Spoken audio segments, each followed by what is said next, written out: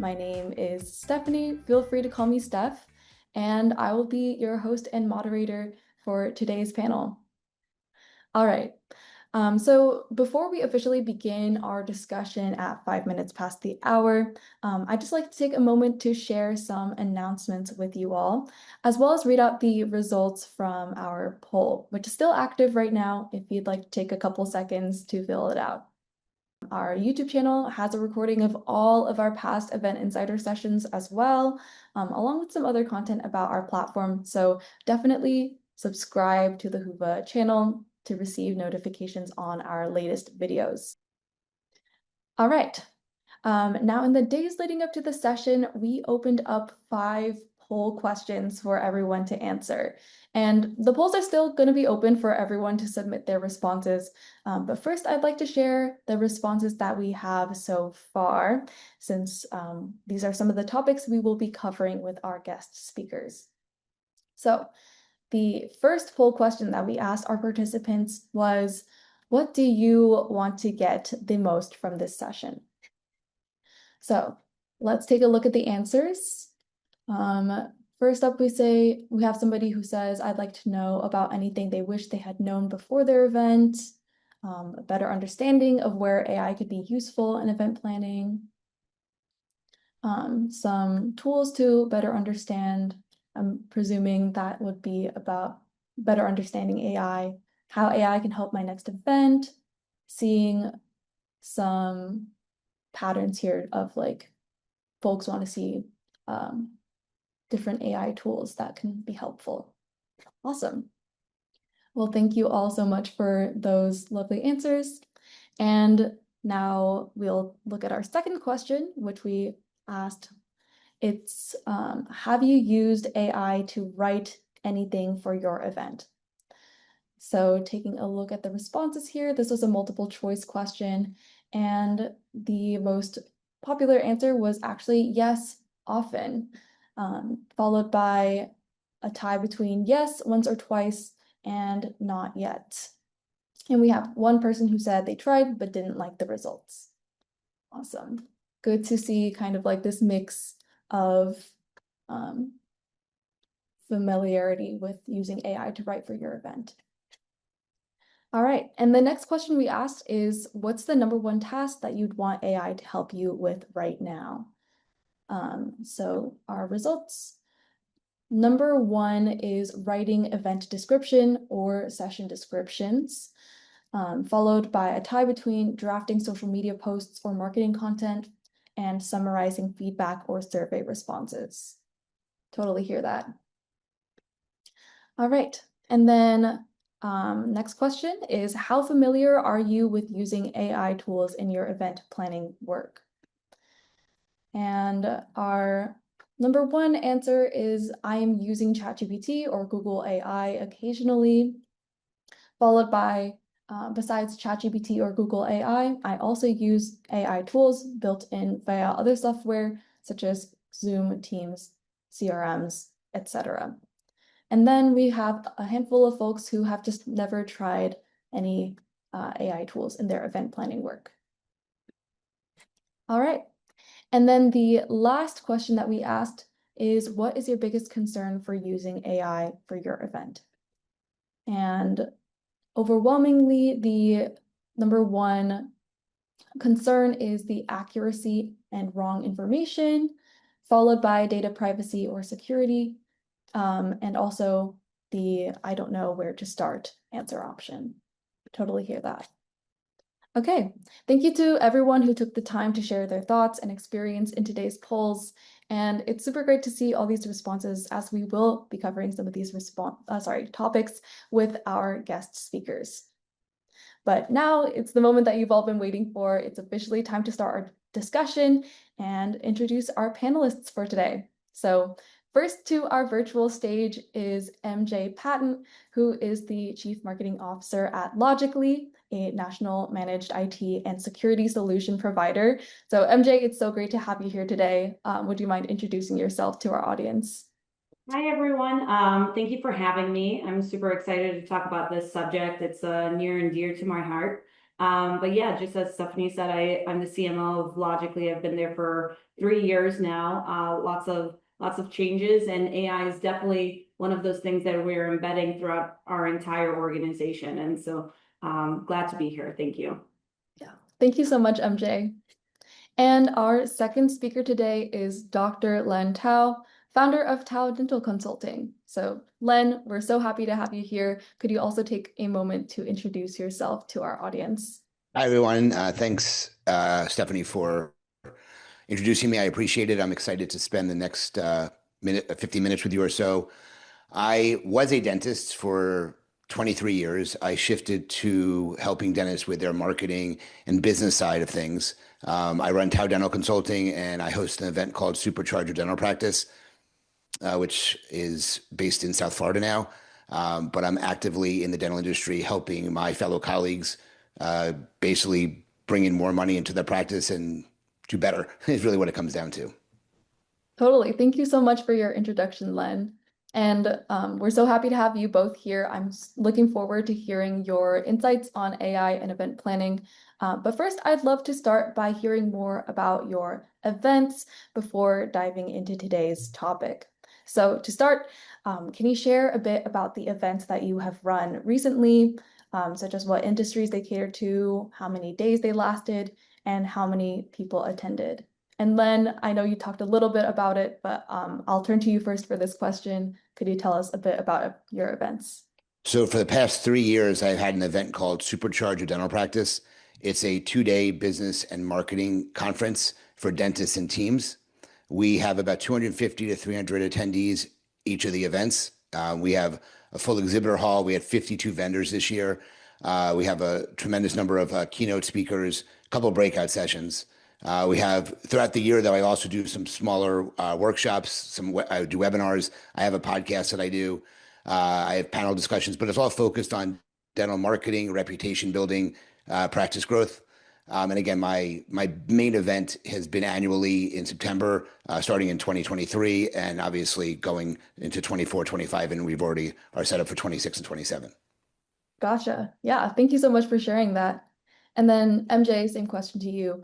Could you also please share a bit about the events that you run?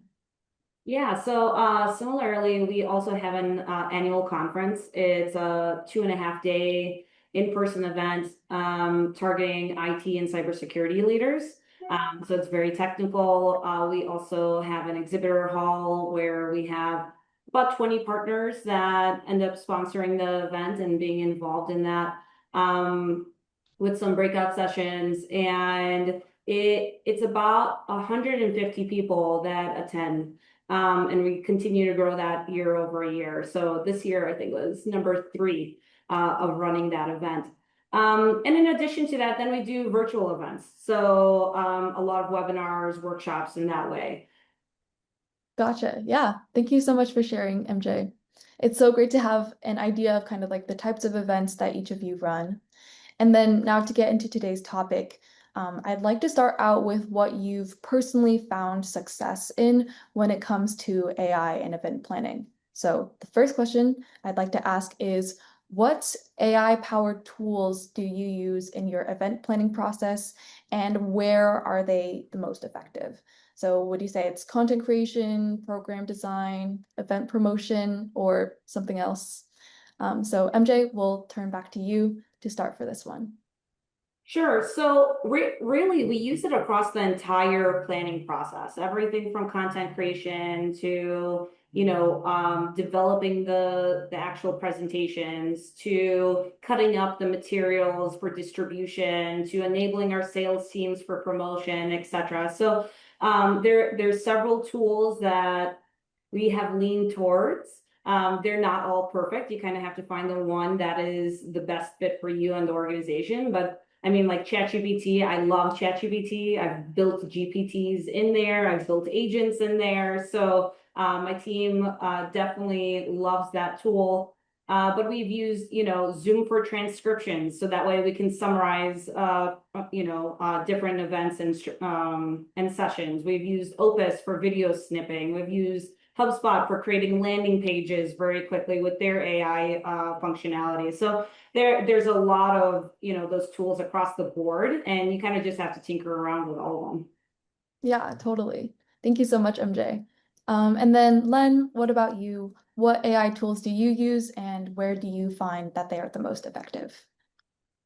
So I basically use AI in three main areas. The first is content creation, writing my emails, event descriptions, social posts, sponsor communication, announcements, anything like that.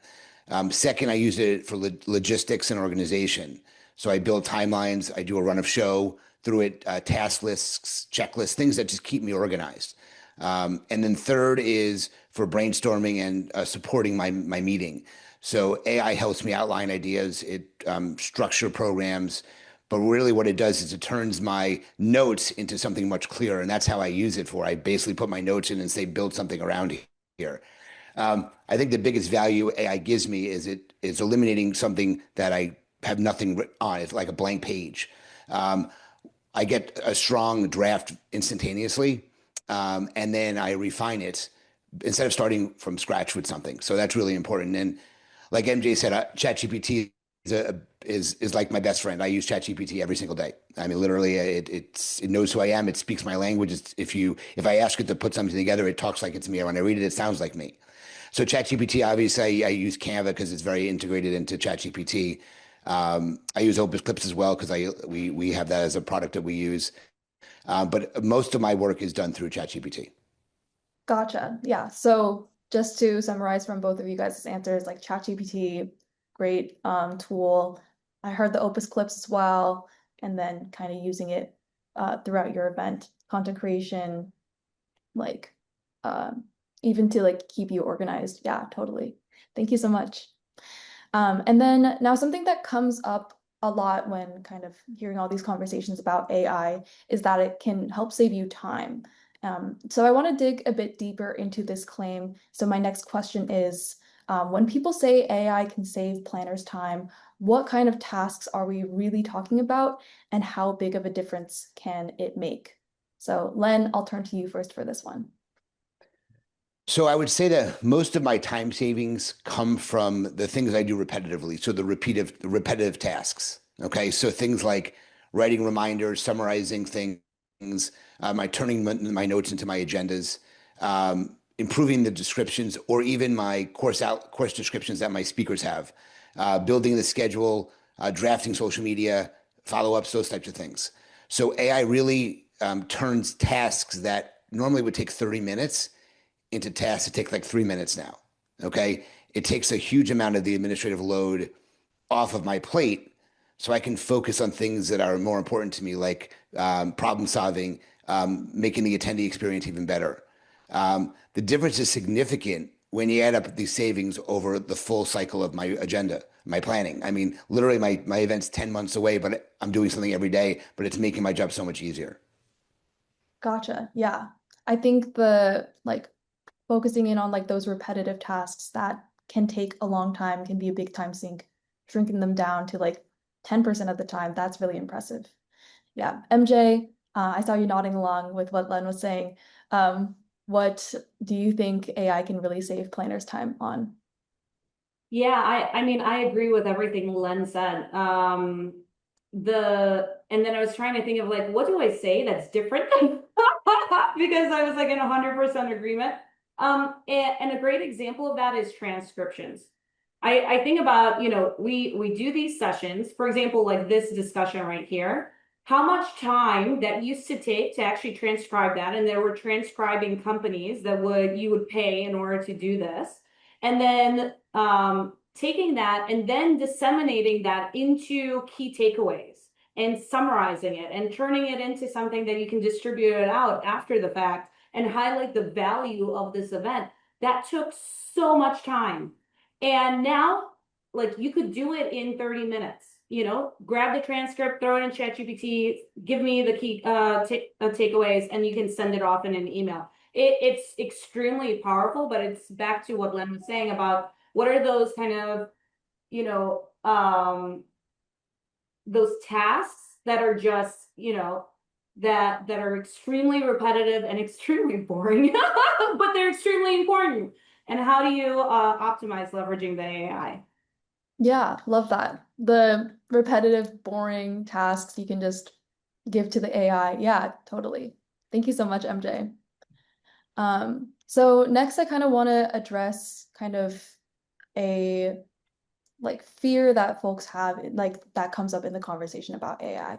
So um, some might be hesitant to use AI because they kind of fear displacement in the workforce.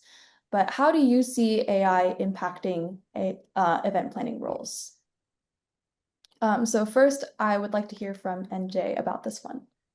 Yeah, so I mean, I mentioned earlier that AI is something that we're embedding across our entire organization. And even in our last event back in October, we talked about this because there's a lot of hesitancy. I mean, we're talking about something that is extremely disruptive to people's roles, to organizations, etc. And so with any type of change, there's a lot of fear that can go with it, right? People are like, well, then what am I going to do? And like, what, if AI takes my job or whatnot, right?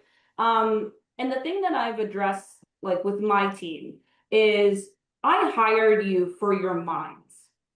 I hired you to be strategic. I hired you to be creative, right? And AI is an amplification of your abilities.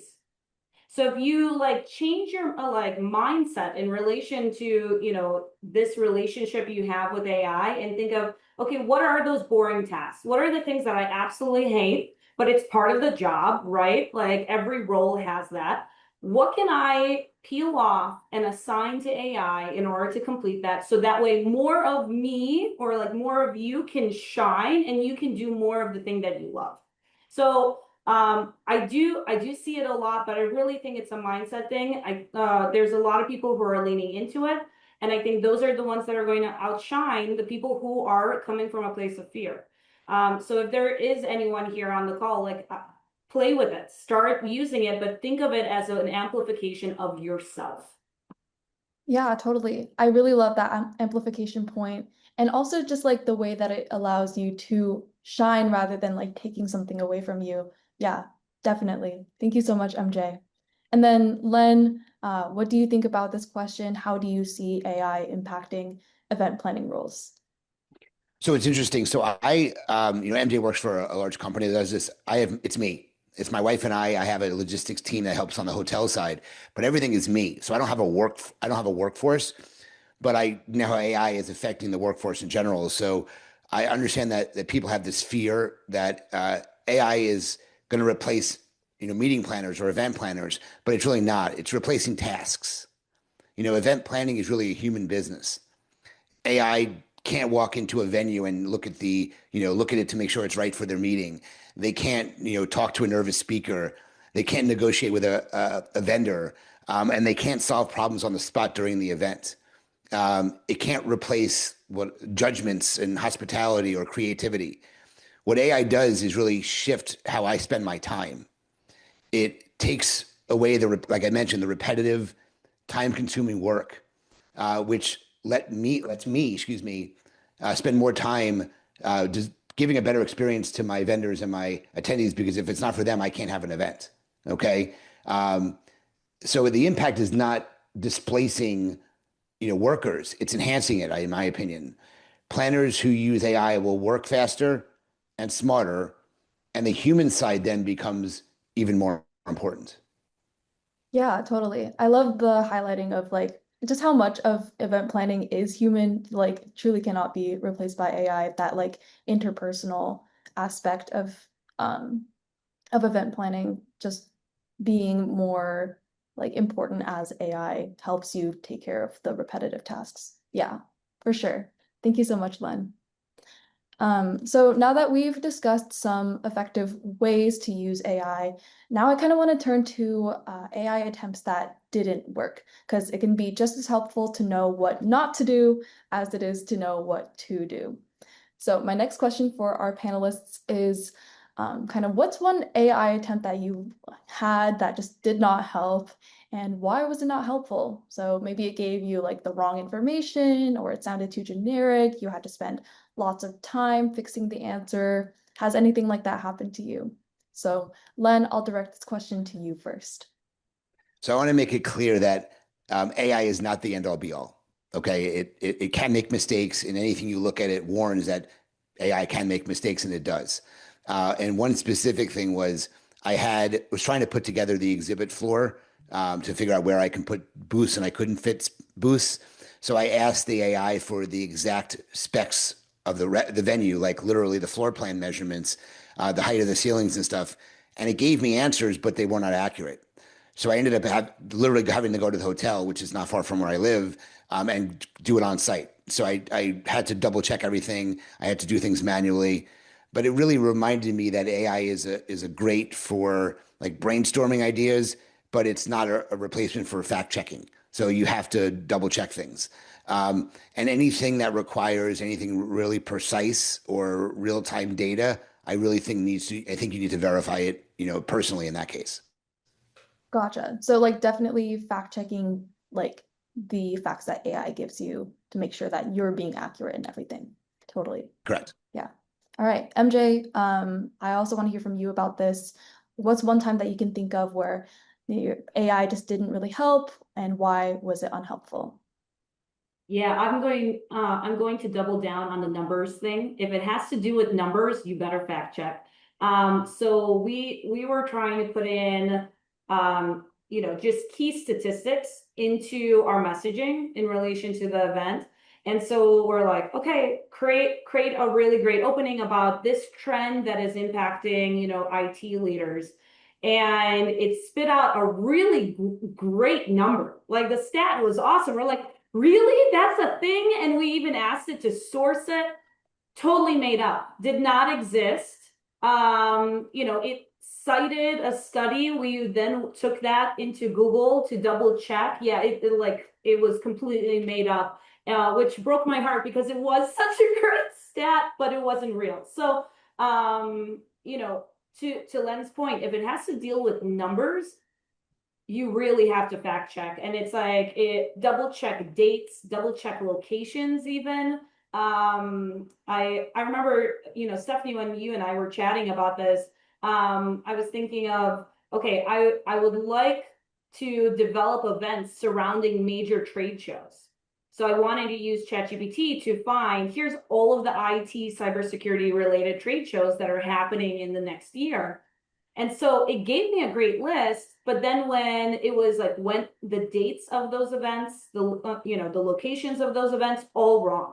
So guess what? We had to like each one go and look it up and verify, etc. So it's not, you shouldn't just blindly trust the information that you get. Yeah, totally. So be especially cautious around numbers, but in general, like don't just like blindly copy paste AI into like everything before checking it. Um, yeah, awesome. Thank you so much, MJ. Okay. And then next, I kind of want to talk about best practices for prompting AI, and then also how to edit the response you get from it. So first, I'd like to ask, when you do writing with AI, do you usually use the AI to produce a first draft and then edit it? And what's your editing process like? So MJ, I'll turn back to you first for this one. Sure. So I will use it for brainstorming if I'm trying to like think creatively. I'll be like, okay, here's what I'm thinking. Give me a couple of ideas that you think, and then I bounce off of that. But I usually start with a draft myself. Same thing with the team. Like I mentioned earlier, um, like and Len mentioned this too, like creativity cannot be replaced by AI, right? And so I expect my team to then, come up with the strategy, come up with like what are they trying to accomplish, and then put that in, use AI to refine that, and get it to where they want it to be, but always start with a draft and then go edit it from there. I would also then create a separate chat where I would test against it, because sometimes ChatGPT will actually like, it'll be super like nice and think you're the smartest person in the world, well, guess what? Then that means there's a lot of bias, your own bias in the thing that you put in, and there may be some gaps in your thinking and in your logic. And so I would take that, throw it back in, and be like, please call out any gaps that I may be missing in relation to this goal. And then that helps me refine it even more. Gotcha. Yeah, that's a really interesting point of like not just having one chat, but having another to like even call you out on like things that you're missing. Yeah, that's super interesting. Thank you so much, MJ. And then Len, same question to you. Do you use AI for your first drafts, and how do you edit what the AI gives you? I think it really depends what I'm looking to do. Sometimes I don't know where to start, and I use AI to produce a draft, and I then edit from there. Other times I know what I want to say, and I'll just give an example. There's another dental event that takes place in Hawaii. Now mine's in Florida, so two nice destinations, very similar events. But I every week I get an email from that event, and I basically put it into a space within ChatGPT that says, "Here's more information on the event. Can you create something when I'm ready about my event that's similar, but changes it to the specifics that I need for my event?" And literally, it gives me an outline of what I've submitted to it. And when I'm ready, it will basically give me something that I'm able to use. So I'm usually starting with something, unless I'm totally clueless on what to say. I will then give the AI will give me a draft and I edit it. Um, but I will tell AI what I want it to be about, what tone I want it to be in, and what the goal of the message is. And then it will give me something, and then I adjust the tone if I need to. I shorten it. I add my personality to a little bit of humor. I love putting humor in these things. But the final draft always sounds like me. But what I like about it is AI gives me about 70% of the way from the beginning in seconds when they know what I want to talk about. So it's a really big time saver for me, but it just depends on what I want to have produced and whether I have a good starting point, whether I ask it to do it for me or not. Yeah, totally. Yeah. And I like the touch of like putting in your own voice back into the AI. I know that you said that the AI can talk like you, but just like giving it that little nudge of like your own humor as well to make that sound more like you. Totally. All right. And then since AI is really only as good as the prompts and the information you feed it, next I want to ask, are there any like certain prompts that you'd say would work especially well for planners? And do you have any examples that you'd like to share? So Len, we'll go back to you to start for this one. When we were planning originally, I was like, I don't even remember what I would put in there, but I went back to my prompts, and I actually have some really good examples here. So one of them was turn my notes into a polished event announcement. So you give it very specific uh, directions. Write a friendly reminder email for my sponsors about upcoming deadlines that they need to meet. Create three possible event themes and explain the best decor, the food, and the activation ideas for each one. And I've done that this year. We're doing an 80s theme rock concert. So I asked for give me some activations that are specifically 80s themes. And within seconds, I had like 15 different ideas. It was great. Okay. And then the one I use probably most, I think is most powerful for me is take the speakers and the agenda and build a run of show with the timing and cues and transitions for my AV guy. So the more detail you give the AI, the better the output will be, obviously. Garbage in, garbage out. If you give really good prompts, you get really good answers as well. Gotcha. Yeah, those are some really, really great examples of prompts. And then I'm sure once this recording gets out, people will be going back in and like replaying that bit. Awesome. Thank you so much, Len. Sure. And then MJ, I will ask you the same question. Do you have any tips on AI prompting or any examples of effective prompts that you'd like to share?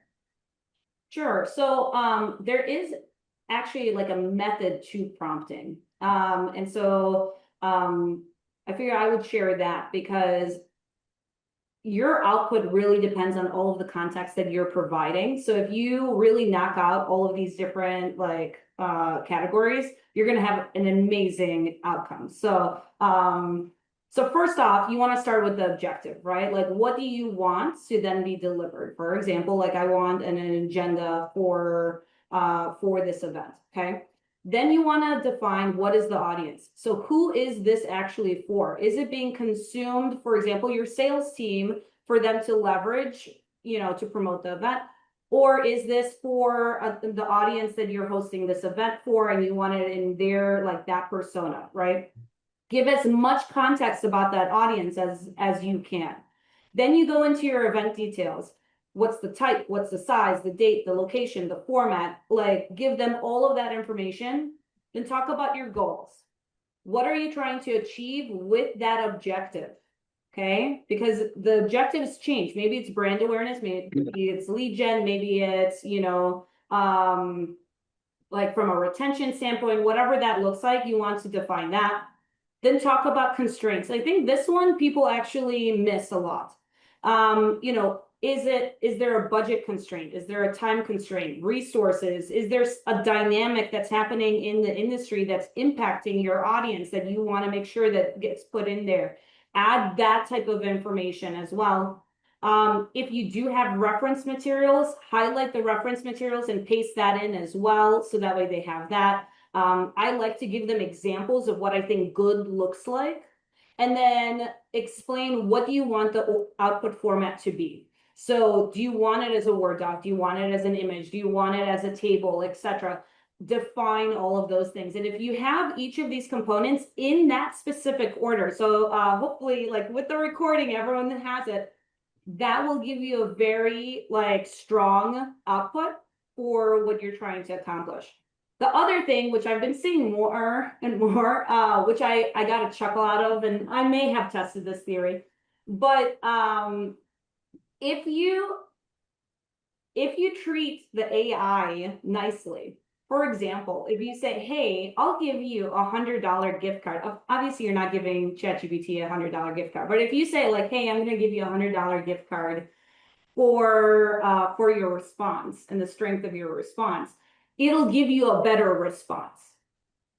Also, if you threaten it, it will also do that. I watched this video where they were talking about how it said, hey, if depending on your answer, I will fire you. So give me your best answer for this. And, like, however you feel about AI taking over the world, like with all robots, I don't want to like get any AI mad. So I'm not going to use that method. But like try that and see what you get as a response. I just find that hilarious and I figured I would share. Yeah, that's so interesting. I didn't realize that like AI would change its answer based on like how nice or how mean you were to it. That's so interesting. And then kind of going back to like the first half of your answer, I was like trying to follow along in my head. What was kind of like the order if like you had to put it into just a couple words? Yeah, I'll put it into the chat for everyone. But it's objective, audience, event details, goals, constraints, reference materials, and then output format. And you want to do it in that order. All right, perfect. Thank you so much, MJ. Okay, we have about 5 more minutes until I open up the session for audience Q&A. So this would probably be the last question that we'll ask for this part of the panel. But I wanted to ask, since aside from tools like ChatGPT, like Whova also has several built-in AI tools in our platform that are specifically designed for event planners. And these tools like include question generation for our trivia game, AI generated event summaries, and also an AI writing assistant for copy like event description and invitation emails. So I just wanted to ask, which of Whova's AI tools have you used? And do you have any tips for how planners can get better results from the AI features in Whova? So MJ, we'll start with you for this one. Yeah, so I'm going to be honest, I just started tinkering with these tools with our last event. And so, for example, the trivia gamification piece, I used that in order to create more engagement and I thought it was super easy to use. Like, it actually did a pretty good job. But like with all AI, you need to have human intervention and double check what it's providing. I've used the event summary. I thought it was fantastic. Like I love the insights after the event and the key takeaways and what people were talking about, etc. That was like fabulous. So but yeah, I'm definitely tinkering around. Like it's great. Awesome. Yeah, thank you so much, MJ. And then Len, same question to you. Which of Whova's AI tools have you found helpful, and do you have any tips on how planners can get better results from them? Yeah, just like MJ, I haven't used a ton of them. I'm still tinkering with stuff as I have been using Hoover now that I've used it at all my events, and I just started using it in this past event. Obviously, I like taking things I say. I'm a really good writer. I've written 2 books, but I still need help with the way things come off. So anything I want to write within Hoover, so the event description tool has turns my verbiage into something more professional, in my opinion. Um, I communicate a lot with the vendors and attendees and speakers through Whova. So I use their templates and I use the AI to help edit the templates, obviously. But like MJ said, I think the most useful tool for me was the summary tool because it gave me some really amazing data and recapped the event so I can get up on stage at the end because that's what I do at the end is I recap the event for people. And I really talked about how great the interaction with Hoover was this time. So I talked about some of the data that it gives me. Otherwise, I'd have to search for it. It provides in the summary tool, so I don't have to go into open every detail. So I think those are some of the more. If I do this type of panel with you again, maybe next year after I use it more detailed, I may have some more detailed analysis for the AI tools. But that's the limitations I've done, or that's what I've done at this point, limited by my limited usage of the AI within Hoover. Totally. Yeah. Okay. Well, thank you, Len. I actually think we have time for one more question before we turn it over to audience Q&A. But our last question, before I turn it over to the audience, is if someone has never used AI before, what's one simple task that they should try first that would give them kind of an immediate win? So Len, I'll ask this question to you first. I remember when I first started using AI, it was very scary. And now I consider myself an expert in AI. But if someone has never used it before, I think you just have to jump in. But I think the easiest thing to do is to have them rewrite something you already wrote. So take something you've sent out and just say, rewrite it and you'll be astonished at what it could do. Like I've taken professionally written biographies of myself, bios of me, and I put it in there and it changes it. Like it's like I'm blown away by what it can do. So I think the easiest thing to do is to take an email, a paragraph, and ask AI to make it clearer, more professional, more conversational, funnier. Okay. You will be amazed at what it can do. So that's the first thing I would do. It's a very easy thing to understand what it can do. And then I give it tasks like, I don't want to use the M dashes, which makes it obviously very clear that you're using AI. There are things I tell it not to do. So that way it learns from what you do. But the more information you put in, the more information you provide it, the better the output's going to be. So, but again, jump in, give it a paragraph and say, make it better, and it will. Gotcha. Yeah, that seems like kind of an easy thing to do. It's also like easy to compare. So yeah, totally. Thank you, Len. And then MJ, same question to you. If someone's never used AI before, where do you think they should start? Len took mine. I was like, yeah, that's exactly where I would start. I would just take like, so I'm one of those people that overthinks their emails. And because I'm like, do I sound nice? Do I sound like, informative? Like, does all of this like, is it structured properly? So I also was going to say, leverage it just for an email about the event. I mean, that is the easiest way to use it. The thing that you can then build off of is, okay, you create an email promoting it. Now take that and be like, okay, now I'm going to take this email and I want it rewritten as if a salesperson was going to send it. Very different approach. Just do that, give it to your sales team, and they're gonna love you because they're like they don't have to think about how to promote like your event, So But email is definitely the easiest thing to start with. Taking your landing page copy and putting it in there, editing it. You could say, hey, can you optimize this for more registrations? Have it rewrite your copy. And that's super easy. Huge wins there. Totally. Okay, yeah, thank you. Emails seems to be kind of like a decent place to start. Yeah, cool. So that wraps up our panel discussion. Thank you both so much. And we will now begin the live Q&A for today's session. So let me hop on to the Q&A tab. Looks like there is one question in there currently. So we'll get into it. Our question is from Connie, who asks, are there copyright considerations in using AI? So either one of you can jump in and answer this question from Connie. MJ, you want to take that? Yeah, this is a growing concern that's out there when it comes to plagiarism, especially given the fact that a lot of LLMs are built on that data. So I would say this is where it's a level of how much human intervention you have with content creation.